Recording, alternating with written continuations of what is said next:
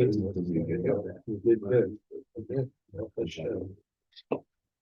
let's share the page. And we're going to be learning a Gemara in honor of the holiday of, obviously, Shavuos, which Shavuos is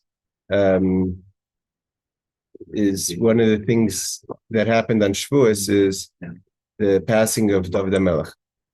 The King David passes away on Shavuos. We know that the word miyad is to represent Moshe, Yisrael, David. So the Baal Shem Tov passes away on Shavuos, and David HaMelech passed away on Shavuos.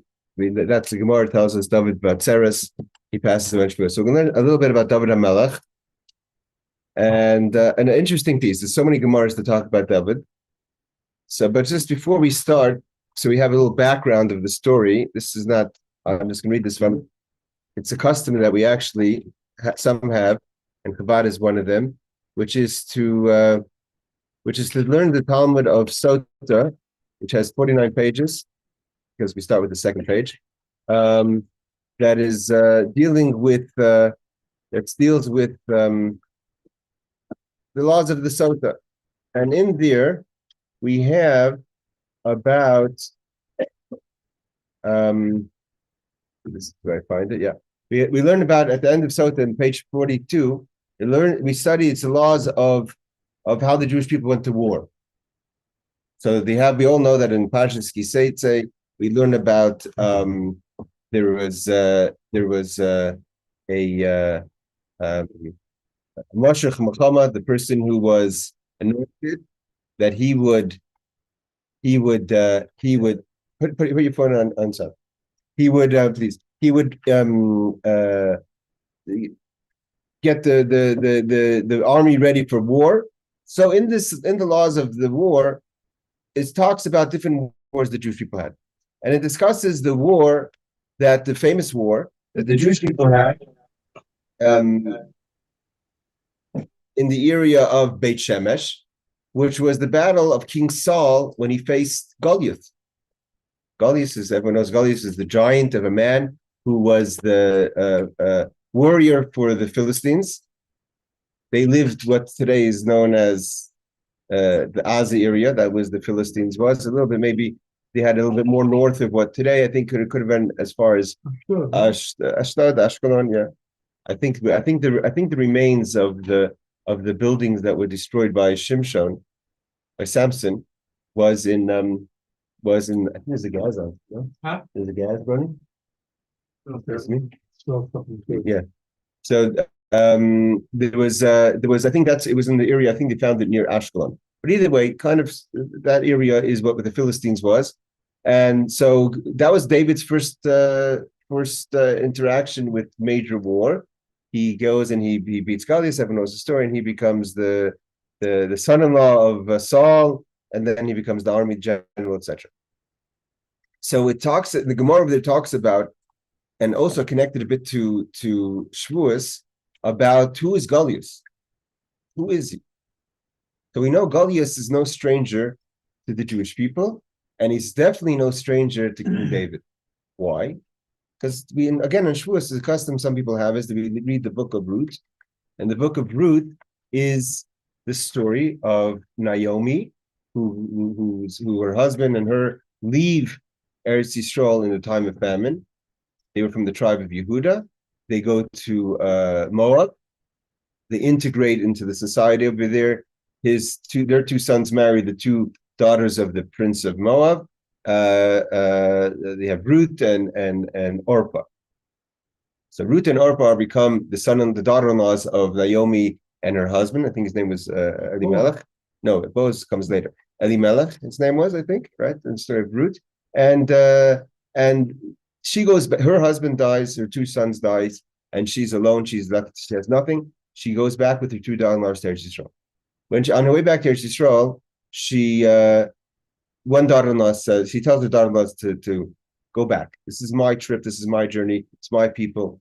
You know, we're very close, but you could go back. You don't have to go through the difficulties I'm going to go through now. She's going to go through hard times. Ruth stays, She says, no, wherever you go, I go. And Orpah goes back. She cries. The Talmud tells us from the verses we learned, she has 4 tears. For the 4 tears that she cries for leaving Naomi, she has 4 giants of sons. One of them is Goliath, and we know that's the one that they're talking about in the Gemara Sota, who fights later the Jewish people. And the other one is Yishbi. There's another 2 sons. All giants, all later dealt with by King David. Goliath is initially dealt with, but David and these are all David's cousins. Why? Because these are Orpah's children, so they're related to David. There's some relationship there, Ruth and etc. Now Orpah becomes what's fascinating about Orpah. The Gemara tells us. I'm not going to go into detail. Not so important, but Orpah becomes really she goes to totally other extreme. From being a pious woman in the house of Naomi, she comes she has relations with almost everyone in the Philistines. No one even knows who her children's fathers are. Goliath is possibly from many husbands or many men. So she becomes a total opposite, and she becomes a hateful person, and she has a resentful person. She hates David, she hates the Jewish people, etc. So here, that brings us to our story in Sanhedrin. We may go back to tap into this Gemara in Sota again. So before we go to the Gemara, let's look at the Navi. Okay, so this is Samuel 2. I think what's the verse here? It's verse 21. So we learn about the beginning of the chapter talks about the revenge the Gibeonim have against Saul's family. David is best friends with Yonatan, and Yonatan asks him to spare his child, but the rest of the family of David were all murdered by the Gibeonim and handed over by David because Saul was allowed for the Gibeonim to have to be tormented by the Jewish people, and they wanted revenge. And there was a famine, and David figured that the famine was a result of mistreating the Gibeonim. After that, the Gemara the pasuk in pasuk Zion, it says like this. I think it's Zion. Let me see if it's pasuk Tes Vav. It says, "Vatihi oid mechamel aplishtim es Yisrael vayered David avadav imay veilachmu es plishtim vayoav David." And so David becomes tired because he's fighting the Philistines the whole time as a revenge for what the Philistines do to Saul. Then the pasuk in Tes Zayin continues 16. The Yishbi Benov asher bilidei harapa umishkal keinai shosh meis miskal nechayshes. So it says like this. The pasuk says, and Yishbi, who is from the sons of Harpa, he's called Yishbi Benov. The Gemara is going to tell us why is he called Yishbi Benov. He's the son of Rapha, and he has this huge armor of copper, and he comes to fight David. He wants to kill David. Okay, so now let's go to the Talmud and see what the Gemara is going to tell us what the story is all about. The Gemara says like this. The Gemara quotes, "V'Yishbi Benov Bildei Harafa." So Yishbi, who is from the sons of the giants of Harapa, and he's from the city of No, seemingly. Umishkal Kenai Shloish Meis Mishkal Nechayshes. And the weight of his spear was 300 shekel of brass. Obviously, he's a giant of a man, and he has a very large weapon to fight. And he says, this Gemara can be learned in many ways. There's the simple, just a story. And there's a lot of people who study this piece of Gemara.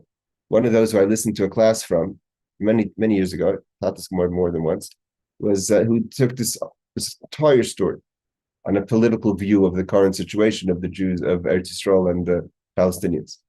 So we're talking about so that's his view, but we'll go a little bit according because he has some ideas. So here he has Yishbi he has this great armament, and he has a new armor. He wants to kill David, King David. What's this? The Gemara says, "My Yishbi Benov." What's the story? Why is he called Yishbi Benov? Right away, the question is also, if he wants to say that Yishbi is from the city of Nov, he should have said Yishbi Minov, the mem first, not Benov. Seems almost as if his name is Benov. Now, where's the city of Nov? A little history. This is the story. Nov, we don't know exactly where Nov is, but I asked a few people. Nov could be either what's today known as Ramat Shlomo, or others think it's maybe Givat Zapartit, North Hill. What was the city of Nov? The city of Nov was in the times of Saul, the city of the Kohanim, the priests. David is running away from Saul, and he comes to the city of the Kohanim, the priests, which is again either Ramat Shlomo or Har Sufim. The reason why they think it's there is because they never found graves in those two places, which means that they would assume that's a city of priests because they wouldn't bury people in a city of priests, so the priests could stay pure. I don't know if there's any accuracy to that idea of that's where Nov is, but that's the best I got. So the David hides in Nov. Now, according to some opinions, and that's where our story comes in, David is not 100%. Not to say he's not truthful, but he doesn't inform the Kohanim, Achimelech, and his son why he's there. He doesn't say that he's running away from Saul wants to kill him. So they give him armaments and they give him food. They give him the sword of Goliath. So this sword that David used to cut off Goliath's head, it was kept by the priests. They give it to David, and David runs away. In that whole situation, one of the horrible peoples of our history, his name is Doeg Adami.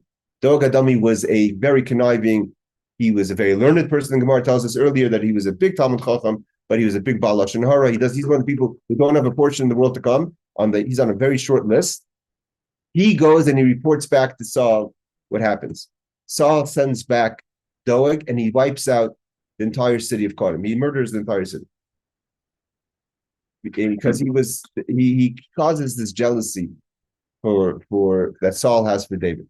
So now that we know before that Doeg was also constantly making trouble.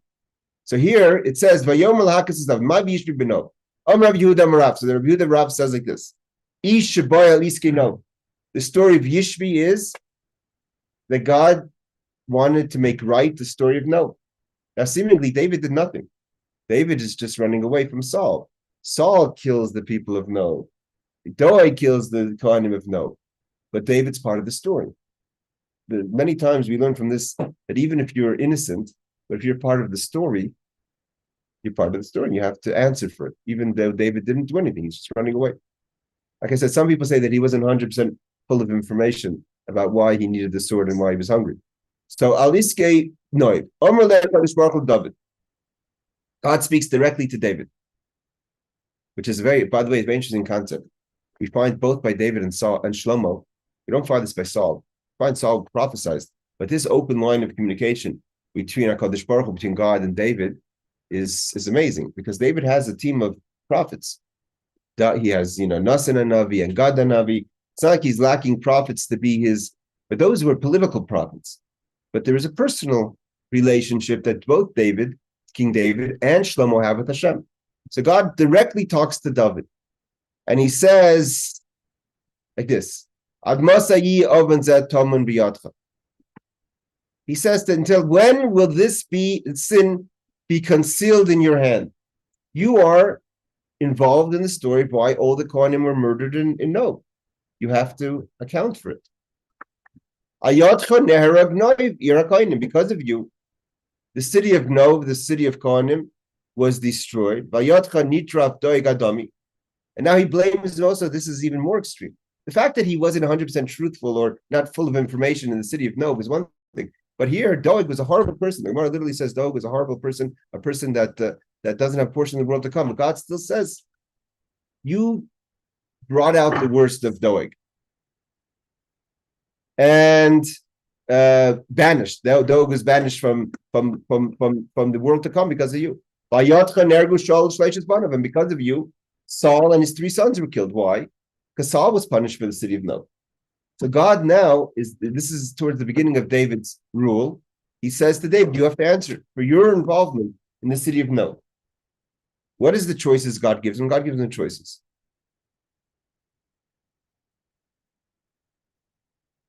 So Rashi's Reb Steinzat says it should have been written the Yishbi from Nov. The fact that it says Yishbi Nov means to tell us that it's a story of Nov. So God gives him a choice. What is God's choice for him? He says like this: Retzoncha yichlu zaracha. You could either choose that your children, your descendants will be destroyed, will cease to exist. That your children will pay for your sin. Or you yourself will be given over to the enemy. So David has a choice now. He has to decide: is he himself going to be given over to the enemy, or are the Jews going to, or his descendants going to suffer for his sins? Now, again, this is David HaMelech. David HaMelech doesn't have the opportunity, really, to make private decisions. David HaMelech was told by Shmuel that that all the prophecies of royalty and kingship for the Klal Yisrael was for David, right? He's anointed as the king. He can't just decide on his own about him and his children. He has to make also a political, other considerations he has to consider, halachic considerations, the future of the Jewish people, the future of the house of David. He has a lot of things that he has to consider. We don't see over here that he consults with anyone. Maybe he did, maybe he didn't, but the Talmud doesn't tell us that he does. But he makes a decision. He takes it upon himself. What is zaracha? Your children. Oh? Zaracha, your children, David's children. Okay.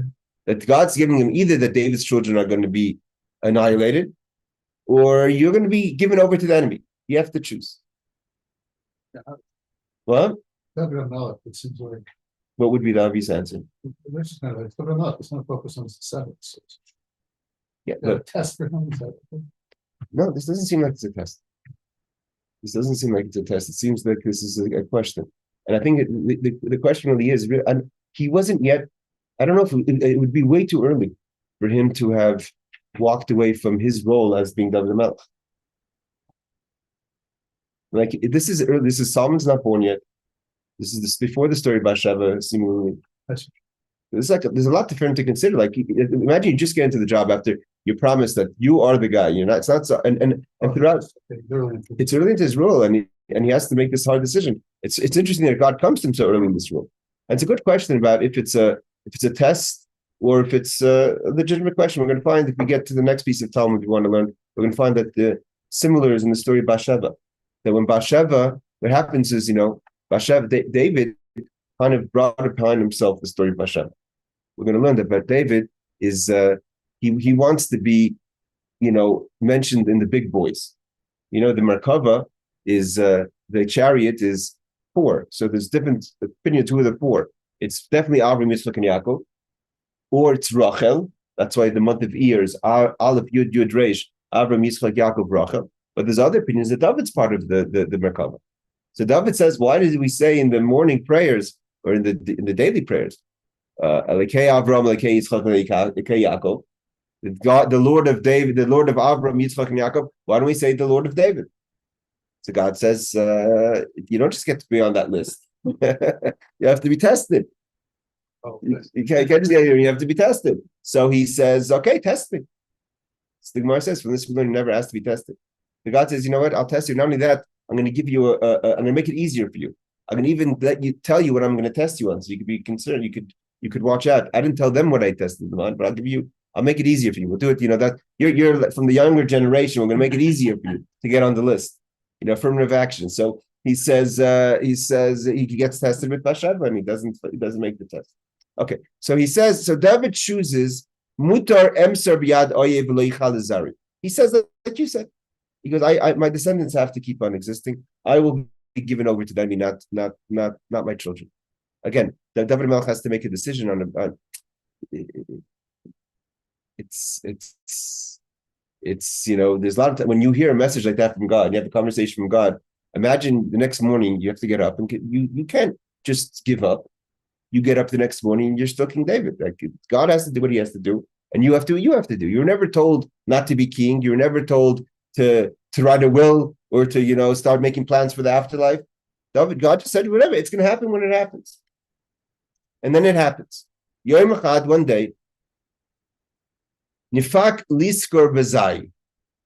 It says he went to hunt with a falcon by the Bezai. So he went to go hunt with a falcon. We know till today, like Rabbi Steinzas is going to say soon, in the Arabian desert, they're still using the falcons to help hunt. Now, I don't know clearly what it means by David hunting, because we find actually both in this story and Bathsheba that he was a hunter. Now shooting a bow and arrow at an animal is not kosher. You can't eat the food. So it almost seems like this he had a sport in hunting, which is also a little questionable. How's that go with Jewish law to just hunt for sport? Maybe he would to feed his animals with it, but either way. So Yoim Echad did Nopik Lishka B'zai. He went with his falcons. Asa Satan Vidamile Ketavia. Satan came and appeared to him as a deer.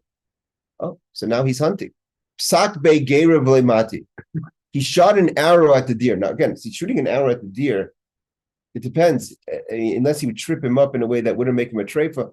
But shooting an arrow at the deer wouldn't permit him to eat the deer. It's not hunting for food, because then it's not kosher. It's not shchita. It's a nevela, right? So he. Part of his nature. But see, that's a little bit of the story. The little of the story is that I heard someone was saying about David Melech Havakayim that someone says, I'm not sure the makar of it, that the difference between David and Moshe Rabbeinu, why does Mashiach come from David, not from Moshe, is because of these qualities in David Melech. Means because the David Melech has, like we said, who does he come from? He comes from Ruth. He comes from Moab. And there's a certain, not in a bad way, but there's certain qualities from the people of Moab that, maybe this is the hunting, this is the aggressiveness. David is the ultimate, King David is the ultimate person.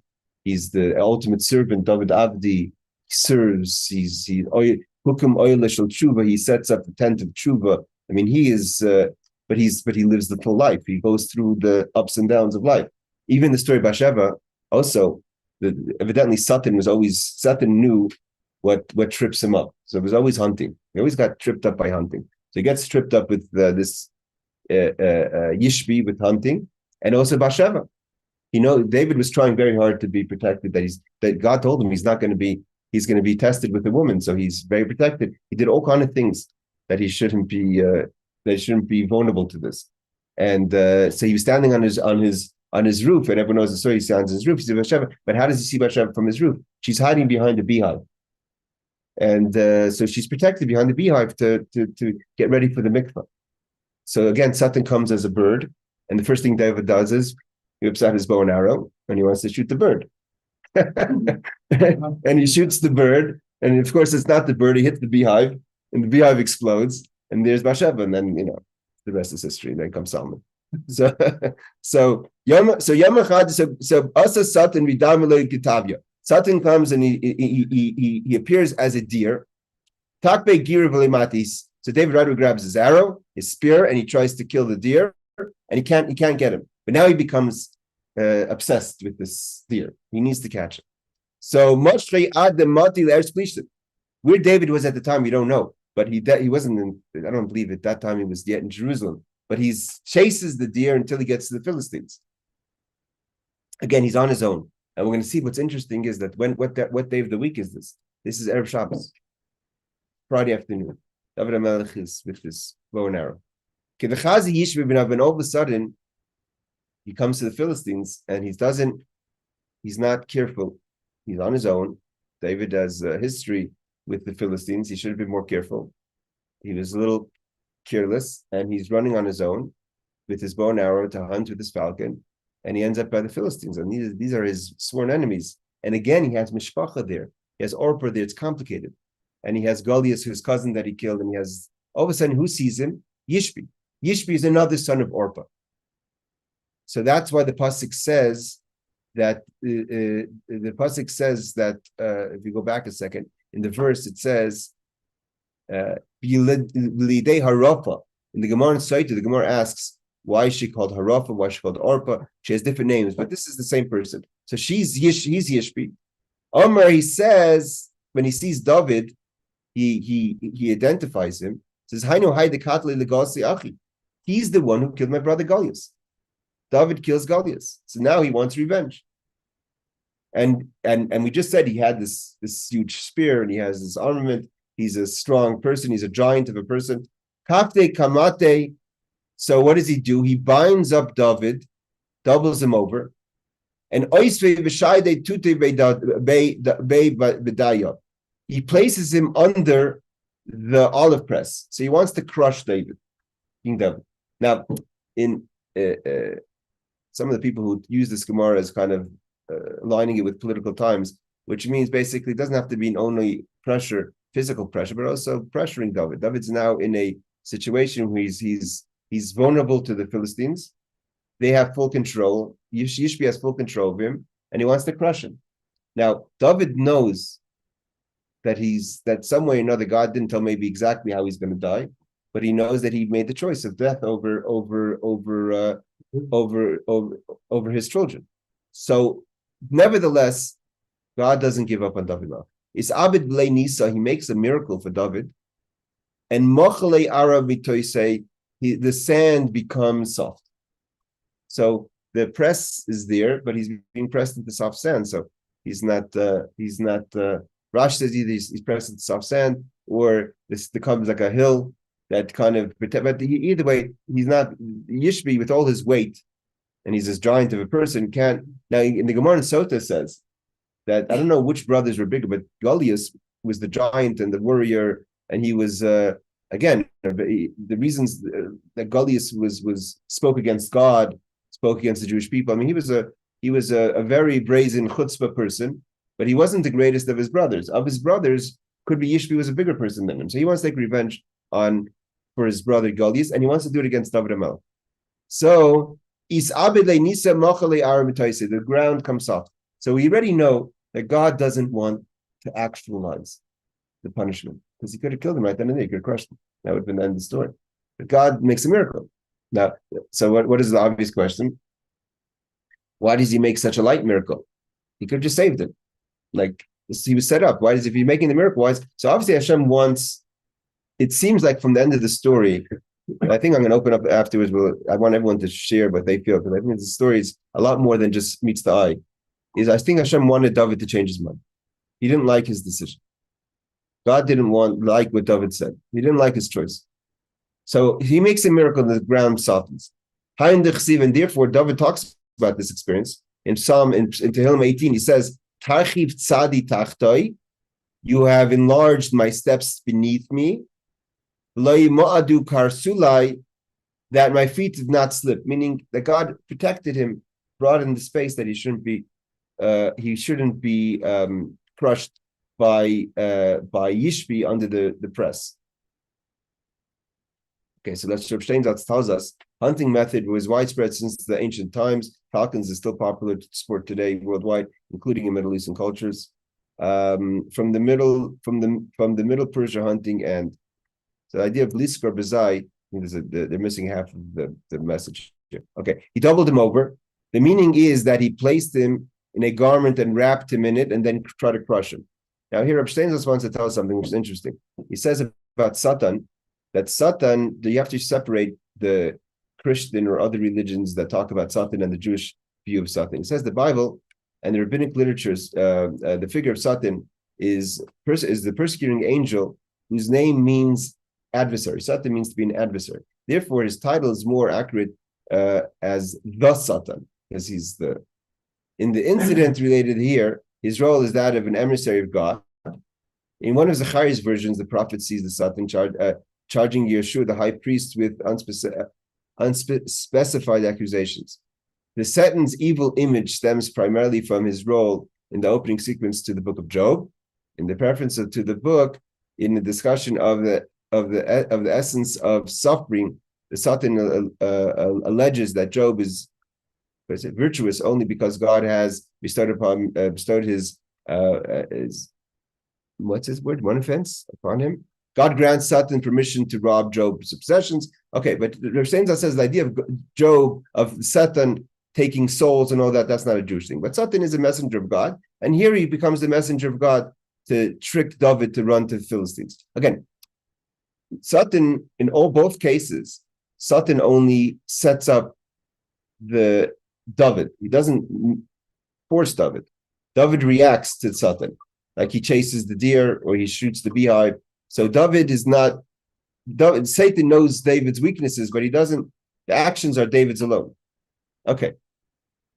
So now David is trapped under the press. The ground is softer, but he's still trapped. He's still a hostage of Yishbi. So he says, "Ahu yoyma apnaya demale Shabbat hava." What day was this that David was taken? Was the day at dusk of the eve of Shabbos, meaning Friday afternoon. Now, David, we all know David has loyal soldiers and generals. The main ones are his nephews, Yoav ben Sruya and Avishai ben Sruya. Now, Yoav ben Sruya is the one who gets most of the attention. Yoav, who fights along David, who is he's whether he's older and younger than David, we don't know. He seems to be younger than David, but he's definitely his nephew, because Sruya is David's sister. And David has another general who's Avishai, who's Yoav's brother. So Avishai ben Sruya habekoma chayev reisha ba'arber gabri demaya. Okay, you have to pay attention to everything. The Gemara is telling us stories that seemingly are insignificant details. For instance, that he was hunting with a falcon, or that Satan comes as a deer and he's chasing him. Obviously, in all these things, there's a message here. Why specifically a deer? Why is David chasing the deer? Why is he vulnerable to the deer? Why is he vulnerable to hunting? So here but now he's captured, and Avishai, the son of Tzeruiah, which is his general and one of the head of the army, is washing his hair Erev Shabbos in the different opinions what this is, but let's just say the general, the simple translation, in 4 jugs of water. So he's using 4 jugs of water to bathe his head, to shampoo himself, to get ready for Shabbos. Then Chazinai Kismei Dama. He sees 4 blood stains into the water. He sees blood in the water. All of a sudden, he's getting ready for Shabbos. So here's Avishai, who's the general. David is on his own. No one knows where David is. No one even knows that he's missing. David wasn't being monitored 24/7. David himself was a warrior. We see after this, things change. But in this point, David's early on. David is on his own. And Avishai is getting ready for Shabbos, like everyone would on Shabbos. And for some reason, he has 4 jugs of water. What's the significance of 4 jugs? I don't know. But in the 4 jugs, he sees blood, which is not supposed to be blood. And he knows that right away there's a sign. The others say he didn't see blood, but Asa Yonya Itrif Kameh. A dove comes and starts flattering, banging. Rashi says banging its head, doing all kind of crazy behavior, trying to get Avishai's attention.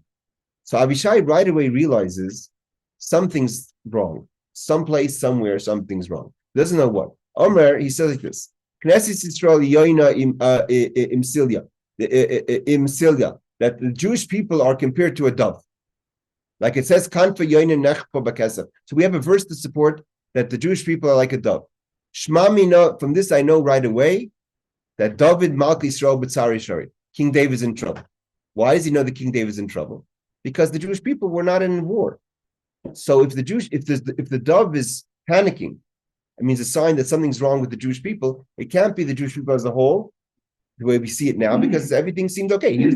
He was the guy in charge. He knows everything. He knows if the Jewish people are in danger or not. And as the general of David and the Jewish people, he knows the Jewish people are not in danger. There's nothing that he knows of his spies, of his army, the intelligence that he has to say that something's wrong with the Jewish people. So where's the vulnerability? It has to be David himself. So he sees that something's wrong, that David must be in trouble. Shema Minois, he's clear that David Malki Yisrael B'tzari, David, King David's in trouble. So where does he go? He goes to the palace. He goes to David's house to see what's going on. Maybe David had a heart attack. I don't know. Maybe David was stuck fell under some sfarim or something. No, something's wrong with David. No. He comes to his house. He sees David Melch is not there, and he Omar, he says, he goes to the base medrash. So here, imagine this. He knows something's wrong. God, he has a supernatural message, either from a pigeon, a dove, or from blood in the water. But he knows something's wrong. So he doesn't panic because he's a person of action, and he's a general. So he knows he's calculated. So he goes first to the base medrash. He goes to the yeshiva, and he says like this: the law is, I'm not allowed to ride the horse of the king. I'm not allowed to sit on his chair. I'm not allowed to use his things. But we're in a dangerous situation. Can I use his means of transportation, his mule? The question obviously is, what's the question? I mean, is that the only mule, and was that the only car available in the whole of it? The morning that they started the bombing here in Eretz Yisrael in this last war. So Shabbos morning. So I walked every Shabbos morning to the mikveh about 5 o'clock in the morning. So I come to the mikveh. I'm walking to the mikveh. I walk by the prime minister's house, and I saw all the engines on of all the cars. All the cars were running. Usually not running, but all the engines were running. So I had a feeling something's about to go down, as if they're ready to just jump into the jeeps and take off. So all the engines were running. So here, I mean, you have plenty of means of. I mean, this is the general. I'm sure he has his own horse, his own thing. So he says he needs to use David's horse. Why? So first of all, it's brought down that for some reason the mule was the fastest means of transportation, easiest way for him to get to where he had to go. And what do we know a mule is? A mule is climb. A mule is actually an animal from a donkey and a horse. And Avishai, being a religious Jew, would not ride on a mule. So why does the king have a mule? And he said, the Gemara asks, the Gemara in Yishalmi says, why does the king have a mule? Because the family of the king is different. But it's brought down also that the mule that David had was not a mule that was from a union of a donkey and a horse. There were mules that were created in the 6 days of creation. And David had that one. So it was actually not a kalayim, it wasn't a mixed breed. It was a breed that stopped breeding, but it was a breed that David had. Okay, maybe a miraculous mule.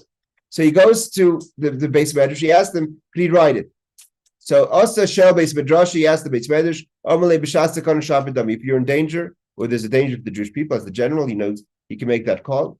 Then it's okay for you to use the mule of David. The question is obviously, how does he know where to go? Like, he doesn't even know. It wasn't like David was going to some mission. David started off with a curiosity. He goes hunting with his falcon, and then Satan comes as a deer, and he's chasing the deer.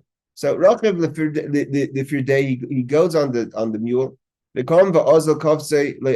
Hashem makes a miracle, and the Gemara afterwards says he's one of 3 people.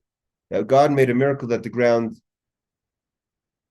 he jumped space. Like Eliezer, we know Eliezer, Abraham's servant, when he went on the mission to get Rivka, also he traveled. You know how far he traveled?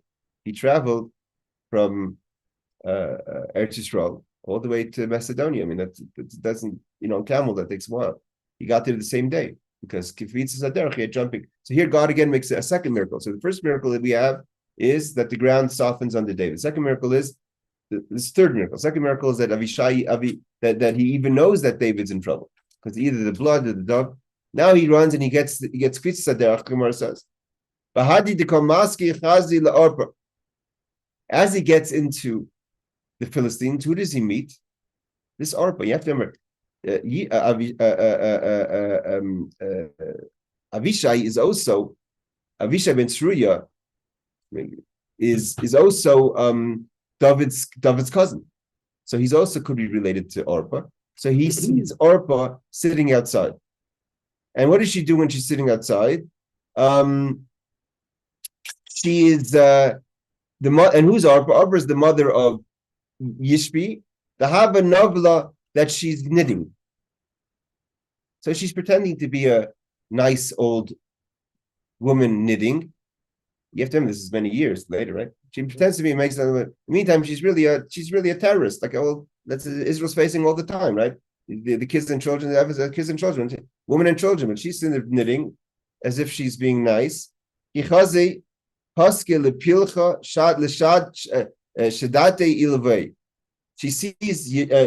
Avishai, and she takes her this what is it called, the spindle, and she uses it as a as a dart or as a sword, and she tries to kill Avishai, the son of Sriya, to kill him. So she's protecting. She's like officially the old woman sitting there, but she's really protecting that David shouldn't be protected, shouldn't be saved.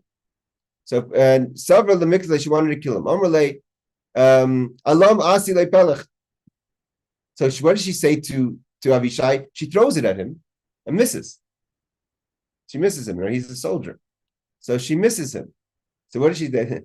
I'll say the idea that the guy says in politics. The rabbi was saying, he says, the terrorists come in the bombers, and then they say, where's the humanitarian help? So she asked for this. She asked for it back. She wants it back. She says, I try to kill you. Okay, I try to kill you, but now you give me food. The reason why we're in war is because we try to murder you. But now there's a blockade. Give us food. You have to help us. So she asked for the spindle back. So what does he do? He gives it back there, but he shoots it back at her and he throws it. It hits her head and he kills her. So he kills Orpah, the city of Ruth, the sister of Ruth, who puts an end to her story. Goliath is dead. Yishbi now has David, but her story's over. Her story's over. This is the story of Ruth comes to end over here, and he kills her. Then he continues. So then he makes his way to Yishbi Benov. He comes to Yishbi Benov. Amre, he says, so Yishbi says, okay, he's now outnumbered. There's David, who's a warrior. Avishai is a warrior. And Yishbi, as strong as he is, he's 2 against 1. Bekotli, they're going to kill me.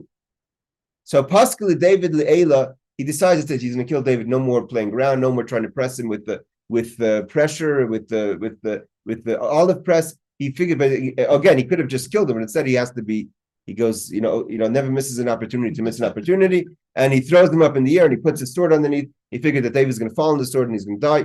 So Paskali David Le'ela, he throws him up. And he puts his spear underneath. David's going to fall now on the spear and he's going to die in this great Amr Avishai Shem. So Avishai says the name of Hashem, Yud Kei Vav Ki, pronounces the name of the Lord, and David's now stuck in the middle of the air. He's not falling and he's not coming down. David's just up he's up in the air. David Beishmai. Now David's in between heaven and earth. Okay, so now we have Avishai on one side. Evidently, we don't find that Yishbi tries to fight Avishai. Maybe Yishbi is scared of Avishai. So Yishbi is on one side. Avishai is on the other side. So Avishai is David's general. Yishbi is David's enemy. And David's up in the air. Okay. So now they're having a conversation. So Omrle, he says, Avishai Shem, David Beishmai Lara. So now David is suspended in the earth. So the Gemara asks 1 second. Why didn't David say the name of God? Why does Avishai have to say them? David also knows it. It says, because David is in no place to take care of himself. He's already mentally taken by Avishai. He's not focusing. The rule is that a prisoner cannot release himself. David's the prisoner, not just physically, but he's also in the mindset of a prisoner. And he doesn't see a solution. Avishai is from the outside. He says, 1 second, we don't have to subscribe to Yishbi's abuse and terrorism. We have tools at our hands. The Jewish people have tools. We have God's name. So he says the name of God. Then now he has a conversation with David. He goes, what are you doing here? Why are you here? So he tells him the whole story. He says, this is what God told me. God said that I have to pay for my sins of no. And I realized this is how I'm going to pay for it, that Yishbi is going to kill me. This is what I answered. I chose to be killed. So Avishai again has another perspective of everything. He says, what are you doing? What are you talking about? You got to change the deal. You have to tell God that you got to switch it around. I need to live, and whatever you want to do to my children, you do to my children, but this, you're not killing me. So Avishai doesn't subscribe to David's choice. He says, go switch around your prayer. Let your children sell wax. I don't care what happens to your descendants. And what happens to his descendants? By the way, by that choice that he switched, is the destruction of the first temple, the exile of the house of David, the murder of most of the kings. Tzidkiyahu. That's the consequence of this choice. So he says, I don't care what happens to your children. You can't be in this situation. The Jewish people need you now. See, the question is, they like we said before, David has to make a choice. Like as David is the king and the savior of the Jewish people, he has to see what's the best choice. Avishai sees clarity, and we see clearly he has clarity. He knows how to use Hashem's name. He's focused. He knows how to read the spots of blood. He says, you got to switch around the prayer. This is not what we're doing. So he has a certain level of authority. And so he says, help me. It's not enough. You pray with me. So we have a pasuk that says that Avishai, the son of Sruya, his sister, helps David. Rav Yehuda says, Shazari b'tfilah. They both prayed. Avishai Shem v'achta, and then Avishai said again God's name, and now David fell down. So now David falls back down, but not on the sword. And now we have David and Avishai against Yishbi. So what does he do? He chases them. He still feels he has the upper hand. And they're scared of him. Kimati Kubi, they come to a place called Kubi. Again, what's fascinating about this Gemara, it seems like almost a story you would tell your children to go to sleep. But this is a story about David HaMelech. And it's taking up lines and lines of the Talmud. This is Torah Shabbat Peh. Torah doesn't just write things. There's a lot of stories that happened to David. He lived 70 years. There's many stories, but the Torah tells us this story. The Torah tells us, and the Gemara tells us the detail. This is a pasuk in Tehillim, in Samuel. So they come to the city of Kubi. Amrei Kubi Kumbei. They say that it's not. The name of the city is not favorable for us because he's going to have the upper hand. So they said this is not a place that we're going to be able to beat him. So they continue to run. Kimata Beitrei. When they come to the city of two, they say betray Guria and Katlu Aryeh. Could two young lion cubs kill a lion, a male lion? Alpha lion? No. Two lion cubs can't kill an alpha lion. So they can't kill Yishbi. He's too strong for them. Amrlei, so they figured they're going to throw him off guard. He doesn't know that Avishai killed his mother. Right? Avishai took the spear, shot it at his mother, killed his mother, and Yishbi is not aware of the situation. So he says, he says, maybe go find your mother. Maybe go check out how she's doing in the grave. So when he hears that, when he hears his mother's name, he realizes that they killed her. He gets lost, he gets overwhelmed, he becomes weak. And then David and Avishai jump on him and kill him. Come on. This is what it means. Gemara tells us, he told David, okay, you know what? From now on, you stay in the palace. You're not going out. No more war. You're retiring your sword. We got this from here. You're adventurous. You're chasing deers. You're getting caught in between heaven and earth, and you're under olive presses. We can't. That's we have to protect the light of Israel. And so no longer are you going to be out there adventurous. David's days as an adventurer warrior are over, and the boys Avishai and Yoav and the army have it from here. And that's the end of the piece of Gemara. So,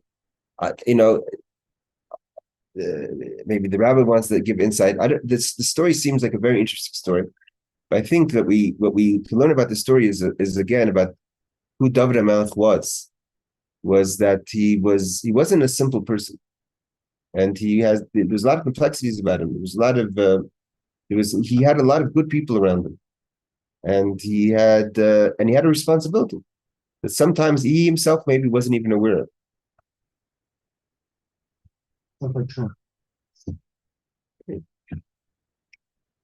Anyone else want to share something, some thoughts on this? Or that's just Rabbi, what do you think? Well, no one could die before it's incident because Jim and Adam made a deal. 70. So all these are trials and tribulations. Well, until he was 70, he wasn't born. So what was the idea of the story? Tribulations. Well, we know what could happen. We know what the deal was. And anybody that knew that and reading that story, you know exactly that. Yeah, but what's the lesson then? What would be the lesson? Like, what was the purpose of the story if he's not going to die anyways?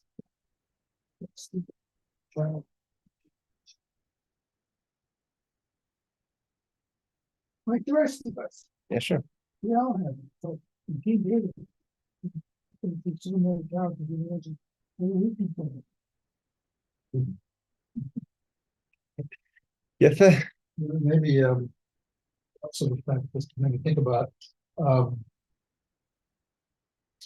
David Amalek, he was shifting his role of leadership, and what may have seemed like what he wanted to do, it's his ego got it on. He wanted to kill the deer, he chasing the deer, he wanted to conquer the deer, without thinking about what the implications. He was so focused on what he needed to do.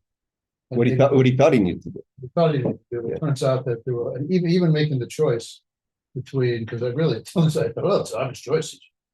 Focus on his family, his kids. But it's like, no, actually, in this case, he's David Amelech.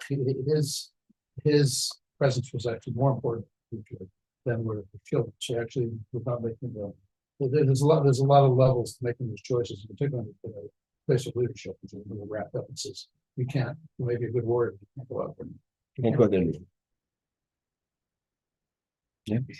All right. Well, listen, Chus of David Melech, he's buried right here, and like we do say, David. I think to add to your point, that we say David Melech Yisrael Chai V'Kayim, right? We say David lives forever, and it's not just that his descendants live forever. David lives forever. David himself lives forever.